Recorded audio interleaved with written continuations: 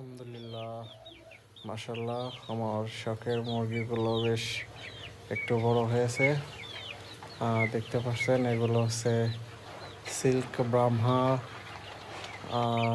আছে light Brahma এবং আছে কলম্বিয়ান ব্রাহ্মা।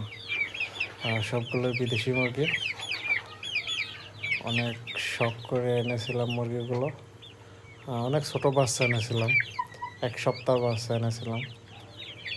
মাশাল্লাহ আলহামদুলিল্লাহ, বাচ্চাগুলো এখন অনেক বড় হয়েছে, দেখতেও বেশ মাশাল্লাহ। দেখেন এদের পায়ের লোমগুলো দেখেন, সব থেকে ভালো দেখা যায় সেই সাদাটা। এর মাথা ঝুঁটিটা মনে হচ্ছে ময়ূরের মতো।